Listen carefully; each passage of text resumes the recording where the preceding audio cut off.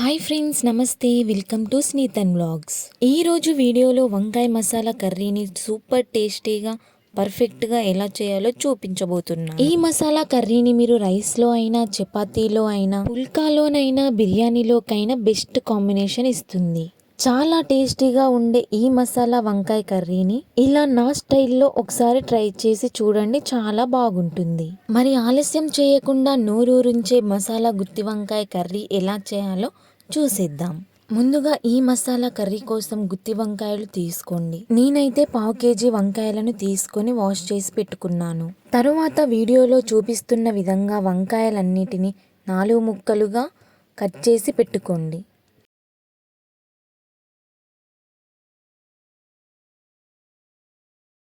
తరువాత కట్ చేసి పెట్టుకున్న వంకాయలన్నిటిని సాల్ట్ వాటర్లో వేసుకొని పక్కనుంచుకోండి. తరువాత ఒక బౌల్ తీసుకొని అందులో ఒక చిన్న నిమ్మకాయ సైజ్ అంతా చింతపండుని యాడ్ చేసుకోండి. ఈ చింతపండుని ఒకసారి వాష్ చేసుకొని నానబెట్టుకోండి.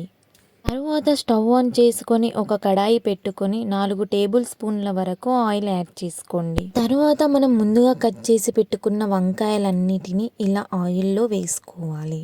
ఈ వంకాయలన్నిటిని మూత పెట్టుకొని మధ్య మధ్యలో కదుపుకుంటూ సాఫ్ట్గా మగ్గేంత వరకు కుక్ చేసుకోవాలి. ఇలా సాఫ్ట్గా అవ్వడానికి ఒక 10 నిమిషాల వరకు టైం పడుతుంది. ఈ 10 నిమిషాలలో వంకాయలన్నీ చాలా బాగా మగ్గిపోయి ఉంటాయి. ఇలా బాగా మగ్గిపోయిన వంకాయలన్నిటిని వేరే ప్లేట్లోకి తీసుకొని పక్కన పెట్టుకోండి. ఈ కర్రీ కోసం మసాలాని ప్రిపేర్ చేసుకుందాం. ముందుగా స్టవ్ ఆన్ చేసి ఒక ప్యాన్ పెట్టుకొని 2 టేబుల్ స్పూన్ల వరకు ధనియాలు యాడ్ చేసుకోండి. తరువాత ఒక 6 అంగుళం దాల్చిన చెక్క, ఒక 4 లవంగాలు, 2 చెంచాల వరకు పల్లీలు, ఇవి అన్ని పచ్చివాసన పోయేలాగా బాగా ఫ్రై చేసుకోవాలి. తర్వాత ఒక 2 స్పూన్ల వరకు నువ్వులను కూడా యాడ్ చేసుకోవాలి. ఇవి అన్ని బాగా ఫ్రై చేసుకొని ఒక బౌల్లోకి తీసుకోండి. ఈ ఇంగ్రీడియంట్స్ అన్ని మిక్సీ జార్లోకి వేసుకోండి.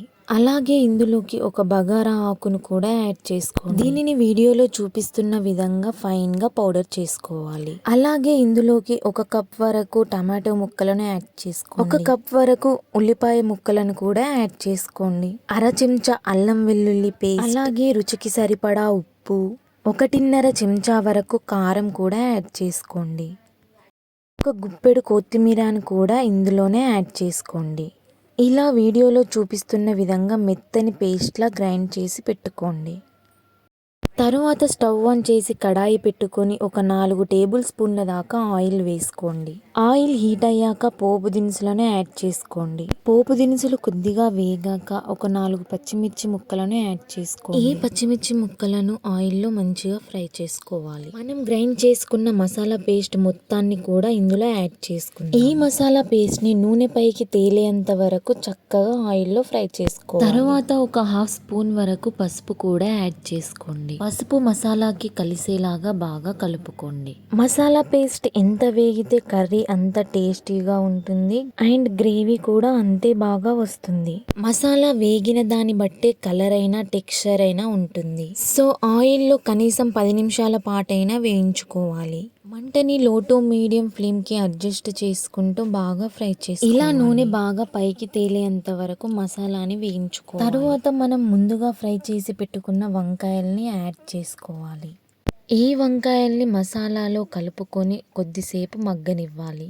ఒక 2 నిమిషాల తర్వాత మనం తీసి పెట్టుకున్న చింతపండు రసాన్ని యాడ్ చేసుకోవాలి. ఈ చింతపండు రసం కర్రీకి కలిసేలాగా ఒకసారి మెల్లిగా కలుపుకోండి. తరువాత ఇందులోకి గ్రేవీ కన్సిస్టెన్సీకి తగ్గట్టుగా వాటర్ కూడా యాడ్ చేసుకోండి. ఈ వాటర్ కర్రీకి అంతా కలిసేలాగా ఒకసారి కలుపుకోండి. ఇప్పుడు మూత పెట్టేసి మంటని లో ఫ్లేమ్ లో పెట్టుకొని 10 నుంచి 15 నిమిషాల వరకు మధ్య మధ్యలో కదుపుకుంటూ ఉడికించుకోవాలి.